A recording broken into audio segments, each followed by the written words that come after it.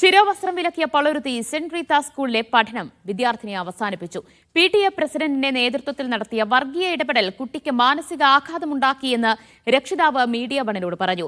ശിരോവസ്ത്രം ഒഴിവാക്കിയാലേ കുട്ടിയെ പഠിക്കാൻ അനുവദിക്കൂ എന്ന നിലപാട് പ്രിൻസിപ്പൽ ഇന്നും ആവർത്തിച്ചു.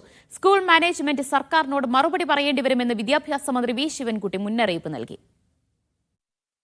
ശിരോവസ്ത്രം അനുവദിക്കില്ലെന്ന കടുംപിടുത്തം സെന്റ് റീത്ത സ്കൂൾ മാനേജ്മെന്റ് തുടരുന്ന സാഹചര്യത്തിൽ വിദ്യാർത്ഥിയുടെ പഠനം സുഗമമാകില്ലെന്ന് വിലയിരുത്തിയാണ് രക്ഷിതാവിന്റെ തീരുമാനം.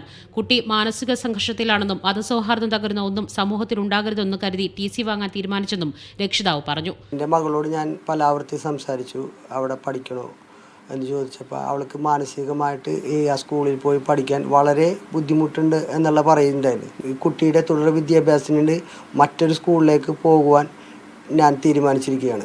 വിശ്വാസ സ്വാതന്ത്ര്യത്തിന് അനുകൂലമായി ഇടപെട്ട സർക്കാരിനും വിദ്യാഭ്യാസ മന്ത്രിക്കും രക്ഷിതാവ് നന്ദി പറഞ്ഞു. യൂണിഫോമിന്റെ ഭാഗമല്ലാത്ത ശിരോവസ്ത്രം അനുവദിക്കില്ലെന്ന നിലപാട് സ്കൂൾ പ്രിൻസിപ്പൽ ആവർത്തിച്ചു. ഇവിടുത്തെ ഈ സ്കൂളിലെ നിയമങ്ങളും നിബന്ധനകളും അനുസരിച്ച് ഞങ്ങളുടെ വിദ്യാർത്ഥിനി വന്നാൽ ആദ്യ ദിനം വന്ന അതേ സ്നേഹത്തിൽ വിദ്യാഭ്യാസം പൂർത്തിയാകുമ്പോഴും ആ കുഞ്ഞിനെ വിദ്യ നൽകാൻ ഞങ്ങൾ തയ്യാറാണ്. മാനേജ്മെന്റ് നിലപാടിനെ ശക്തമായി വിമർശിച്ച വിദ്യാഭ്യാസ മന്ത്രി വിദ്യാർത്ഥിയെ പഠനം നിർത്തിയാൽ മറുപടി പറയേണ്ടി വരുമെന്ന മുന്നറിയിപ്പ് നൽകി.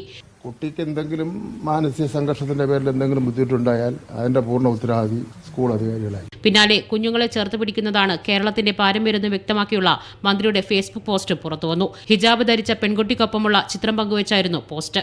മീഡിയ 1 കൊച്ചി.